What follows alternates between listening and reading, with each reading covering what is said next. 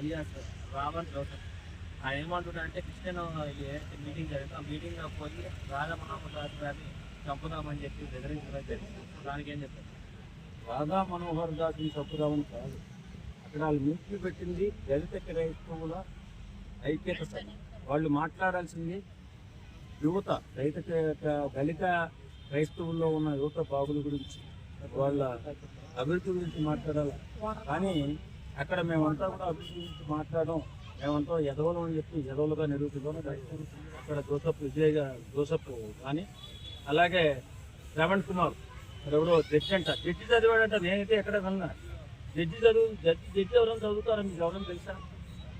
పవన్ కళ్యాణ్ విమర్శిస్తూ 10th class fail అయిన Pawan Kalyan CM అయితే తప్పు లేదు, కానీ జడ్జి చదివి నేను సీఎం అవ్వకూడదు. జడ్జి చదువుతా ఎదవా అసలు. అర్థంగా చెప్పాలంటే జడ్జి అనేది చదువు లేదు, దానికి వేరేది ఏమంటారు అని నా నుంచి వెళ్తారు. కానీ జడ్జి చదివాని అంటున్నాడు, మరి జడ్జి అంటే నాకేం తెలియదు అని కొడుతున్నారు. చదువు తక్కువ వాళ్ళు తెలియదు, లేకపోతే వాడి చదువు ఎక్కువ వాళ్ళు నాకు తెలియదు. ఇప్పుడు ఒక జడ్జి చదివినోడు అంత హీనంగా, అంత సంస్కారహీనంగా మాట్లాడతారా? జడ్జిగా చేసినటువంటి ఎవరైనా కానీ అంత సంస్కారహీనంగా మాట్లాడతారా? నా కొడకల్లారా కోసేస్తాం 2029 వస్తే అని చెప్పి ఉత్తరం వచ్చినట్టు వాగుతున్నారు. ఇంకా 3 సంవత్సరాల టైం ఉంది, ఈ నా కొడుకుల్ని కోసేస్తే ఎవరు దిక్కు? వాస్తవంగా 3 సంవత్సరాల అధికారం ఉంది కదా టీడీపీ పార్టీకి. ఈ నా కొడుకుల్ని ఒక్కొక్కరిని కోసేస్తే ఎవరికి కోసేస్తే ఏం చేస్తారండి?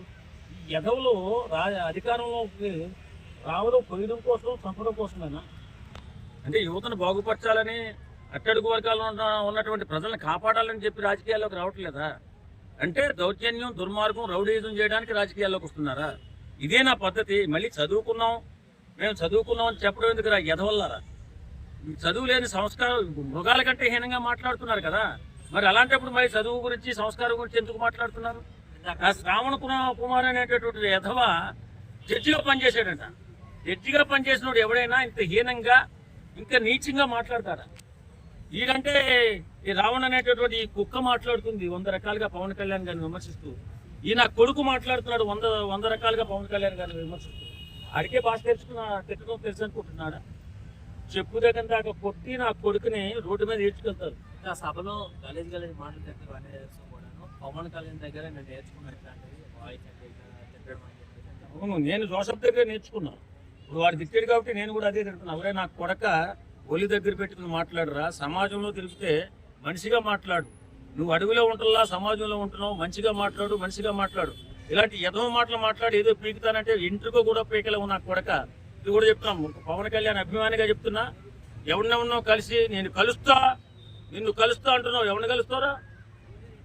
కుక్క. నీలాంటి ఎదవల్ని ఎంతో మంది చూస్తుంది రా సమాజం. వేళొచ్చి నువ్వు పవన్ కళ్యాణ్ అభిమానుల్ని చిత్రాందేశిగా మాట్లాడడం, పవన్ కళ్యాణ్ గారిని మాట్లాడడం ఏమనుకుంటున్నావురా? ఇచ్చనా కొడక. బాధ్యతగా మాట్లాడు, సమాజంలో బతుకుతున్నట్టుగా మాట్లాడు, మనిషిగా మాట్లాడు, జంతువులా మాట్లాడకు. ఎదవా ఒక వర్గానికి నువ్వు సపోర్ట్ చేస్తున్నప్పుడు ఆ వర్గ బాగోగుల గురించి మాట్లాడు. ఒక వర్గానికి నువ్వు సపోర్ట్ చేస్తూ ముందుకెళ్తున్నప్పుడు ఆ వర్గంలో ఉన్నటువంటి, అట్టడుగులు ఉన్నటువంటి యువత గురించి మాట్లాడు, వారి బాగు గురించి మాట్లాడు, వాళ్ళ అభివృద్ధి గురించి మాట్లాడు. కానీ పవన్ కళ్యాణ్ ఏం చేశారు రా కుక్కలారా? ప్రతి కుక్క పవన్ కళ్యాణ్ గురించి మూరుతుంది. అయితే మొన్న ఏదైతే ఈ జోసఫ్ అని చెప్పి ఆయన నేను నాస్తిక్ అని చెప్తూ మొన్న ఒక వీడియో అయితే రిలీజ్ చేయడం జరిగింది. రాముడిని రాజ్యం నుంచి తరిమేశారు అడవిలోనే అడుగుతున్నాడని చెప్పాడు. వెంటనే ఇంకా వీడియో డిలీట్ చేయడం జరిగింది. అలా మాట్లాడినంతవరకు అదే నేనేమంటున్నా, ఈ యధవులు చాలా మంది ఈ మధ్యకాలంలో బయలుదేరే చిన్న సోషల్ మీడియాలు పెట్టుకుని ఇష్టానుసారంగా మాట్లాడడం, ఒకరి మతాన్ని ఒకరు కించపరుస్తూ మాట్లాడడం, ఒకరి దేవుణ్ణి ఒకరు తక్కువ చేసుకుంటూ మాట్లాడడం, సమాజంలో అలజడి సృష్టించి అల్లకల్లోలను సృష్టించాలనేటటువంటి భావంతో ఉన్నటువంటి ఇలాంటి నా కొడుకులను ఒక్కొక్కరిని ఏరిపారాయాల ప్రభుత్వాలు.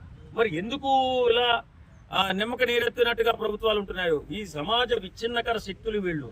ఇలాంటి యధవుల్ని మొత్తం కూడా సమాజంలో తిరగనీయకుండా కట్టడి చేయవలసిన బాధ్యత ప్రభుత్వాలకు ఉంది. ఒక మతంపై ఒక మతం విషం చిమ్మడం, ఒక కులంపై ఒకడు విషం చిమ్మడం, ఇలా జరిగిపోతూ పోతుంది సోషల్ మీడియాలో కంట్రోల్ అంటూ లేకుండా. కాబట్టి నేనేమంటానంటే, ఇలాంటి నికృష్టమైనటువంటి భావజాలం ఉన్నటువంటి యధవుల్ని కంట్రోల్ చేయవలసిన అవసరం ఎంతైనా ఉంది. వాడు ఏ రకంగా మాట్లాడు, ఎన్ని విధాలుగా తక్కువ చేసి హిందూ మతాన్ని కూడా మాట్లాడుతున్నాడు. మరి హిందువుల మధ్య, క్రిస్టియన్స్ మధ్య, ముస్లిమ్స్ మధ్య చిచ్చు పెట్టాలనే ఆలోచనలోకి వెళ్ళిపోతున్నాడు. చిన్న పాపులారిటీ వచ్చింది ఆ కుక్కకి. సోషల్ మీడియా ఒక ప్లాట్ఫామ్ వచ్చిన తర్వాత అలాంటి కుక్కలందరికీ కూడా కొంచెం పాపులారిటీ వచ్చింది. ఆ పాపులారిటీతో విర్రవీగిపోతున్నారు. ఖచ్చితంగా వీళ్ళని కంట్రోల్ చేయాల్సిన బాధ్యత ప్రభుత్వం తీసుకోవాలా.